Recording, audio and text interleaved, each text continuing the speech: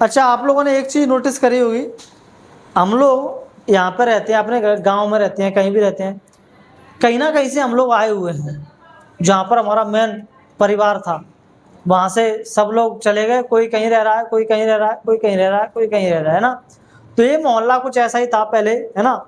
पूरा एक मोहल्ला था जहाँ पर सब लोग मिलजुल करके साथ में रहते थे। लेकिन अब यहाँ से क्या हो गए, सब अलग अलग चले गए और सब क्या रह रहे हैं, अलग अलग रह रहे हैं, है ना। और इस मोहल्ले के उत्तर में आप लोग देखोगे तो तुम उत्तर में, नॉर्थ में कौन देखने को मिलेगा, ऊंचे ऊंचे पहाड़ यानी कि हिमालय, है ना। और दक्षिण में कौन मिलेगा तुम्हें, विशाल हिंद महासागर। देखो नीचे, हाँ, पानी ही पानी। तो ऊपर तुम्हारे ऊंचे ऊंचे पहाड़ हैं और नीचे तुम्हारा साउथ में क्या है, एक बहुत बड़ा महासागर है जिसको अपन, जिसका नाम ही हमारे देश के नाम पर पड़ा है, हिंद महासागर, है ना। तो इस मोहल्ले यानी कि दक्षिण एशिया की खास बात यह है कि यहाँ के घरों में हमेशा हलचल रहती है ना। कैसी हलचल, कोई घर बहुत शांत है और हमेशा लोकतंत्र को पसंद करता है, तो किसी घर में बार बार सेना आकर कब्जा कर लेती है। कुछ घर ऐसे भी हैं जहाँ पहले राजाओं का राज था, पर अब वे भी जनता की आवाज़ सुनना चाहते हैं। यहाँ आपस में झगड़े भी बहुत हैं, लेकिन जब कोई मुसीबत आती है तो ये साथ बैठने की कोशिश भी करते हैं। तो ये हमारा जो मोहल्ला है दक्षिण एशिया, ये कुछ इस तरह का मोहल्ला है कि यहाँ पर सब तरह के लोग हमें देखने को मिल जाते हैं, सब तरह की हलचल हमें देखने को मिल जाती है।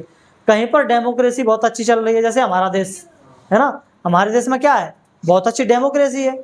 लेकिन अगर हमारे पड़ोस में देख लोगे, पाकिस्तान में है ना, है वहाँ पर लोकतंत्र, लेकिन वहाँ पर सेना का शासन क्या रहता है, ज्यादा रहता है।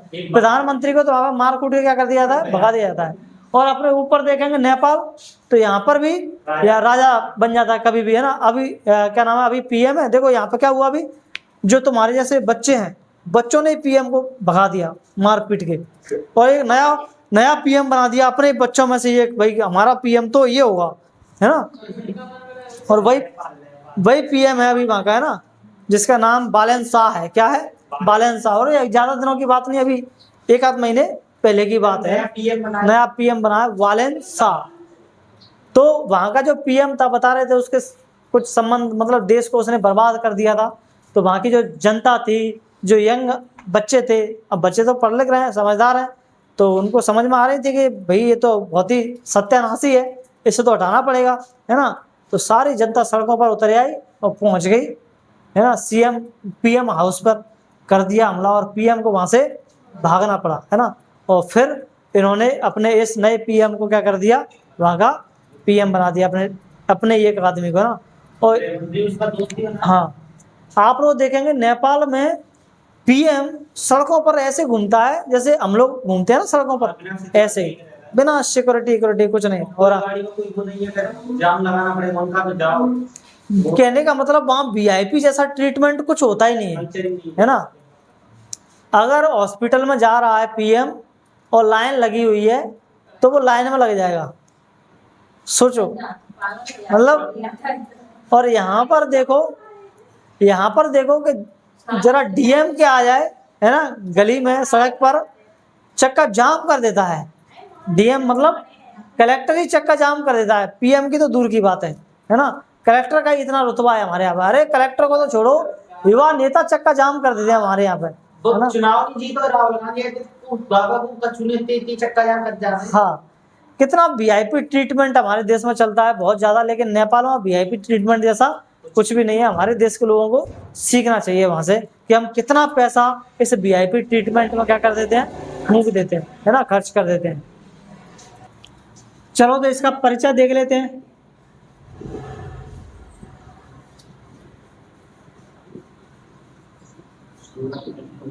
कौन कौन से देश हैं इसमें, ना।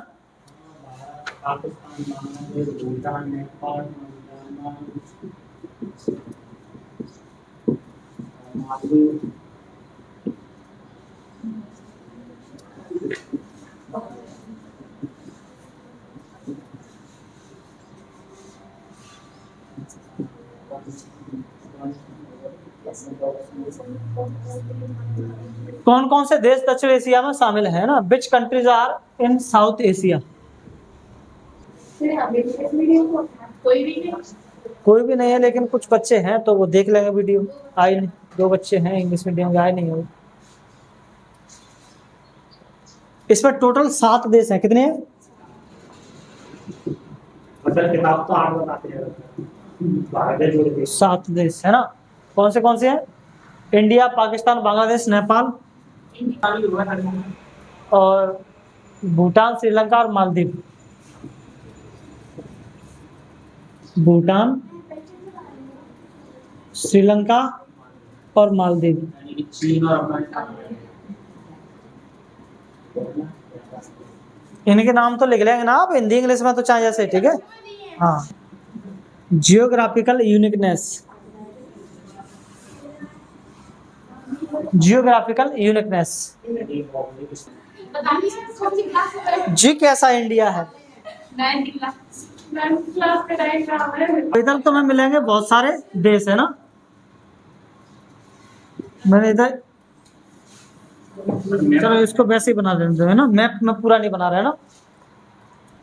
यहाँ पर साउथ एशिया का, इसका मैं पूरा एक मैप बना देता हूँ ऐसे करके, ठीक है, ऐसे, है ना।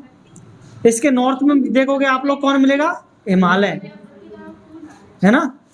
इसके साउथ में देखोगे कौन मिलेगा तुम्हें? हिंद महासागर, इंडियन ओशियन। अरब सागर और फिर बंगाल की खाड़ी। इधर वेस्ट में कौन मिलेगा तुम्हें? पश्चिम में फिर बंगाल जो है सर, अरब सागर। और पूर्व में कौन मिलेगा तुम्हें? पूर्व की ओर की खाड़ी। बंगाल की खाड़ी।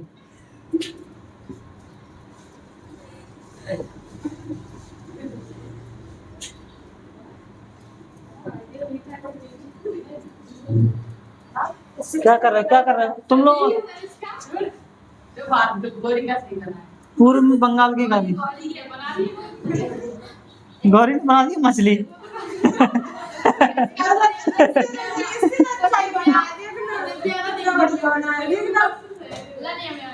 देख रहा, मैं तो हाल बना देता हूँ। सर आप बताते हैं, मुझे रख दिया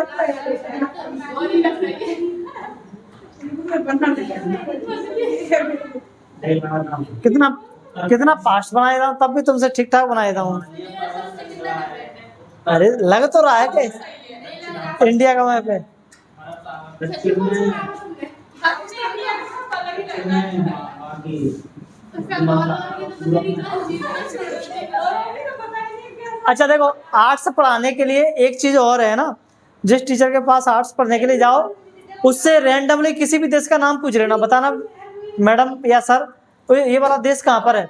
अगर वो बता दे तो समझ लो कि इसको ये आर्ट्स पढ़ा सकता है, क्योंकि इसने मैप की स्टडी ठीक से करी होगी। और ना बता पाए,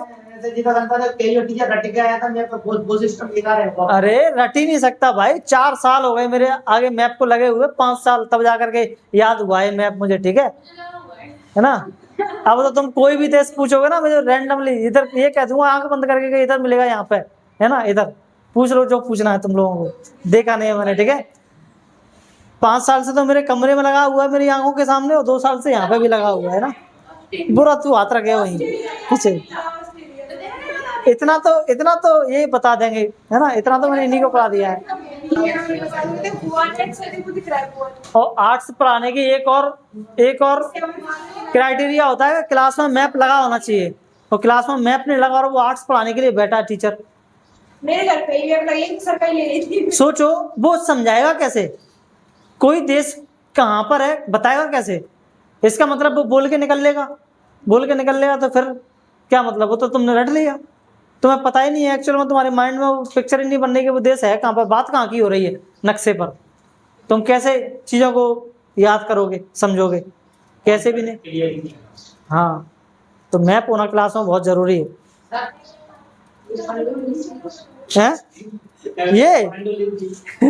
ये पांडुलिपि, ये तुम्हारा एशिया है ना, साउथ एशिया, दक्षिण एशिया।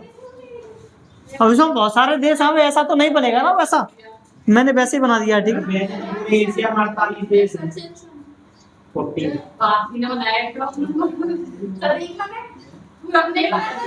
हाँ ऐसे रच के बनाऊंगा तो मैं सेम टू सेम वैसा ही बना दूंगा, ठीक है। एक विशेषता इसकी ये है कि राजनीति का मिला जुला रंग हमें यहाँ पर देखने को मिलता है ना। डाइवर्स पॉलिटिक्स, क्योंकि यहाँ संसद हुए और राज्यसभा हुए पांच में।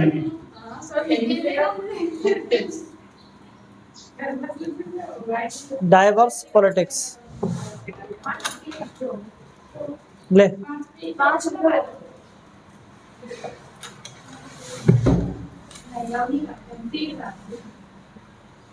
अगर आप लोग देखेंगे भारत और श्रीलंका, इनकी राजनीति तो पूरी एक ही है।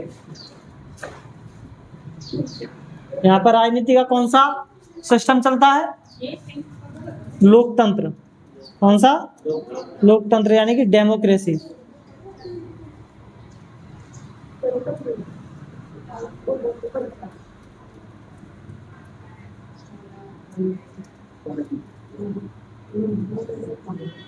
दूसरा आप लोग देखेंगे किसमें?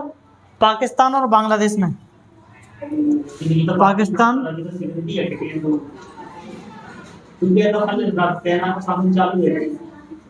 बांग्लादेश है ना। इधर को हटा दूं मैं इसको? अभी नहीं हुआ सर।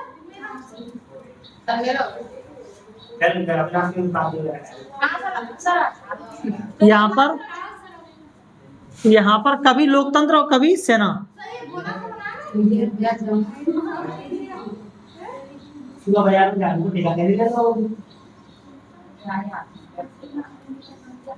अरे देश ना बनाओ तो ऐसे बना लो, मान लो ये साउथ एशिया है, ठीक है, साउथ एशिया, ऐसे बना लो उसको, देश की कोई जरूरत नहीं है ना। ये तुम्हारा नॉर्थ, ये तुम्हारा क्या? साउथ। ये रहा तुम्हारा ईस्ट, और ये रहा तुम्हारा क्या? वेस्ट। ऐसे बना लो। और यहाँ पर नॉर्थ में लिख लो क्या? हिमालय। हिमालय है ना। साउथ में लिख लो क्या? Indian ocean. Indian ocean, Hind महासागर है ना। और इधर वेस्ट में क्या लिख लो? अरब सागर।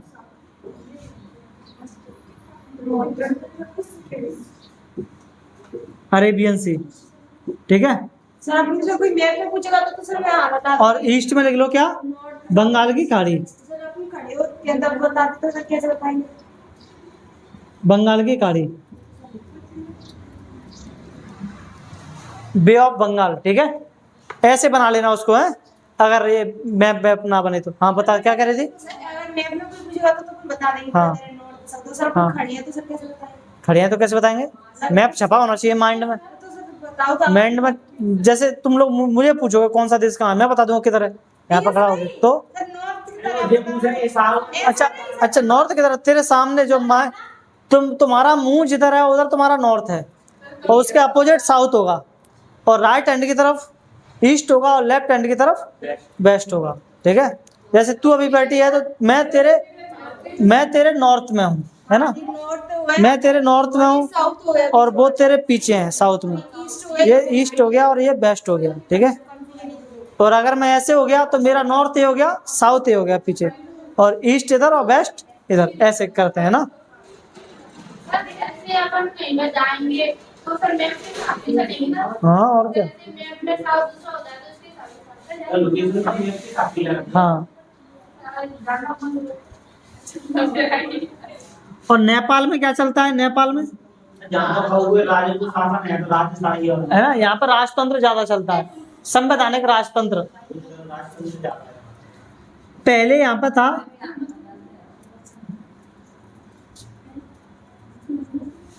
संवैधानिक राजतंत्र, और अब गणराज्य।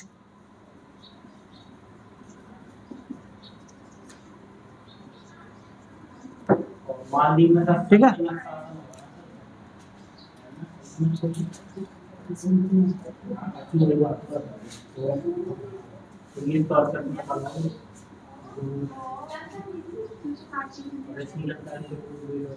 डेमोक्रेटिक रिपब्लिक और कॉन्स्टिट्यूशनल मोनार्की।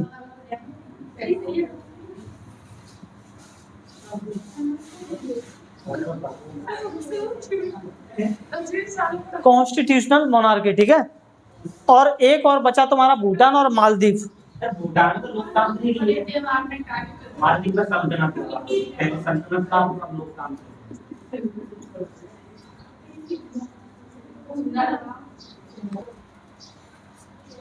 यहाँ पर पहले राजशाही थी, राजशाही और सल्तनत थी, या सल्तनत, लेकिन अब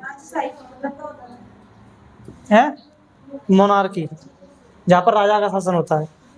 अब यहाँ पे हो गया क्या तुम्हारा लोकतंत्र, लोकतंत्र, ठीक है। ये वर्ड आप लोगों को समझ में आ रहे हैं? देखो इन सारे वर्ड्स को मैं समझाता हूँ आप लोगों को ना।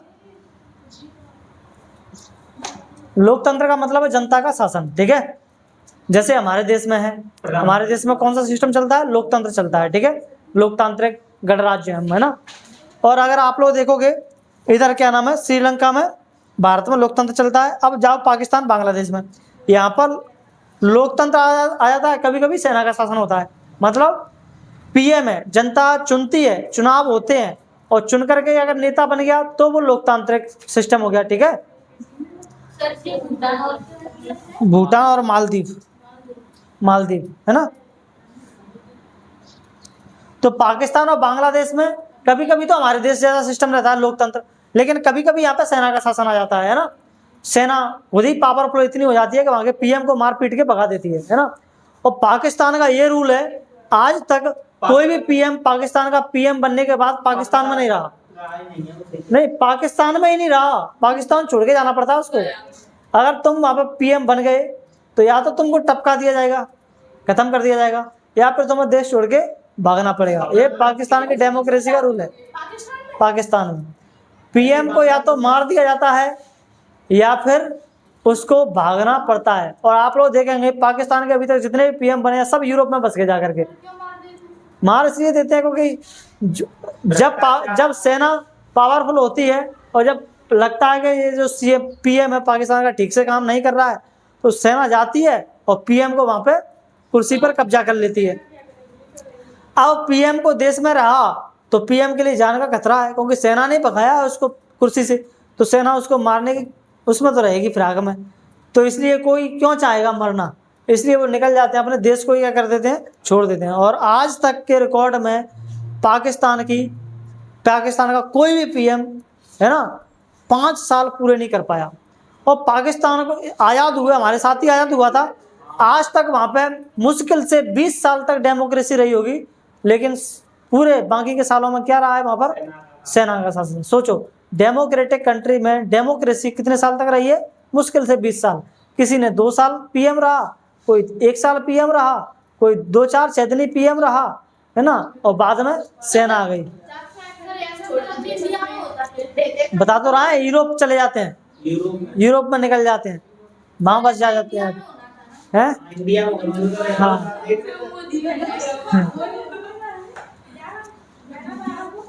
और नेपाल में क्या होता है? नेपाल में पहले संवैधानिक राजतंत्र था, यानी कि कॉन्स्टिट्यूशनल मोनार्की थी। कॉन्स्टिट्यूशनल मोनार्की का मतलब होता है जहां पर राजा का शासन होता है। संवैधानिक राजतंत्र का मतलब राजा है लेकिन वो संवैधानिक तरीके से राजा बना हुआ है, वो अपनी मनमर्जी नहीं कर सकता। देखो राजा 2 तरीके के होते हैं, एक तो राजा वो जो अपनी मनमर्जी करता है, उसको कोई रोक नहीं सकता। एक राजा वो जो संविधान के हिसाब से चलता है ना। तो ये जो राजा है मोदी राजा थोड़ी ना है, मोदी तो पीएम है ना, वो राजा नहीं है। वैसे कहा जाए तो वो मोदी कानून के हिसाब से चलता है, यानी कि संविधान के हिसाब से चलता है, वो अपनी मनमर्जी का कुछ नहीं कर सकता है ना। हाँ,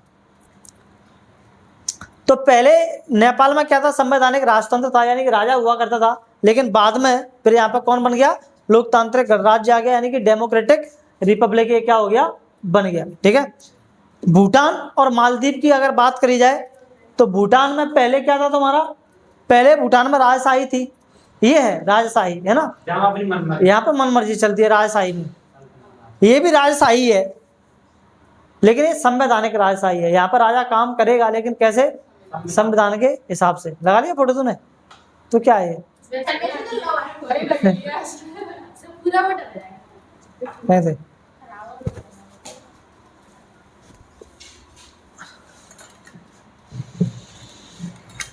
है ना?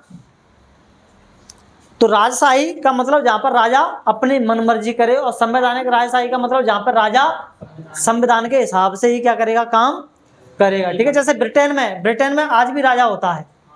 ब्रिटेन में आज भी वहां का जो सर्वोच्च अधिकारी होता है वो कौन होता है? किंग होता है। आप लोगों ने सुना होगा, है ना, महारानी विक्टोरिया, है ना, महारानी विक्टोरिया इतिहास में, है ना। तो वहां पे वो क्वीन ऑफ विक्टोरिया की जो है पद है किंग का, वो आज भी है ब्रिटेन में। ये रहा ब्रिटेन, है ना, यूके। यहाँ पर आज भी राजा होता है, लेकिन ये राजा केवल और केवल नाम मात्र का राजा है, ये कर कुछ नहीं सकता। जैसे हमारे यहाँ पर राष्ट्रपति होता है, हमारे यहाँ पर राष्ट्रपति नाम मात्र का सबसे सर्वोच्च अधिकारी है, लेकिन उसके हाथ में पावर कुछ भी नहीं है, कुछ भी पावर नहीं है उसके पास, है ना। हाँ, जो भी काम करेगा राष्ट्रपति, वो सारे के सारे काम पीएम की सलाह पर ही करेगा, सारे के सारे डिसीजन पीएम की सलाह पर ही लेगा। वो सिंगल डिसीजन नहीं ले सकता अपना। राष्ट्रपति भी प्रोटोकॉल है, वो एक आर्टिकल 111 के तहत लगा सकता है, कुछ नहीं उस पे जा सकता है। उसके पास बस एक पावर है, वो वीटो पावर, है ना, कानून को रोकने के लिए, है ना। वो अपन आगे पढ़ेंगे। जैसे संसद ने कोई कानून पास किया, अब वो बिल पास किया, कानून बनाना है, वो बिल कानून तभी बनेगा जब वो राष्ट्रपति उस पर हस्ताक्षर कर देगा, है ना। अगर राष्ट्रपति हस्ताक्षर कर देगा तो वो कानून बन जाएगा, लेकिन ज्यादातर राष्ट्रपति हस्ताक्षर कर देते हैं, वो रोकते ही नहीं है बिल्कुल। एक बार ऐसा हुआ था कि बिल रोका गया था, और वो रोका था किसने? एक ज्ञानी जेल सिंह राष्ट्रपति हुआ करते थे, उन्होंने एक बिल रोका था, है ना। और वो राजीव गांधी के जमाने में वो बिल पास हुआ था, पोस्ट ऑफिस को लेकर के वो बिल था, कोई पोस्ट ऑफिस का कोई कानून था। उन्होंने उस बिल पर कभी साइन ही नहीं की, और वो बिल उन्होंने अपनी जेब में डाल लिया। इसीलिए उस शक्ति को बोला जाता है पॉकेट वीटो। क्या बोला जाता है? पॉकेट वीटो, यानी कि जेबी शक्ति। कि उनके पास वो शक्ति है कि उन्होंने अगर डाल दिया बिल, नहीं साइन कर रहे। लेकिन राष्ट्रपति को एक बिल पर साइन करने ही होते हैं, और वो है तुम्हारा कौन सा? वित्तीय बिल, है ना, फाइनेंशियल बिल। फाइनेंशियल बिल को रोकने की औकात राष्ट्रपति की भी नहीं है। फाइनेंशियल बिल अगर राष्ट्रपति के पास पहुंच गया तो वो केवल उसके पास इतनी शक्ति है कि वो बस उसको ये कह सकता है कि भैया इसमें ये चीज़ मेरे को थोड़ी गड़बड़ लग रही है, इस चीज़ को ठीक कर लो। अगर तुमने उसको ठीक किया तो ठीक, नहीं किया तो ठीक। अगर वैसे का वैसे ही वापस भेज दिया तो उसको फिर साइन करने ही पड़ेंगे।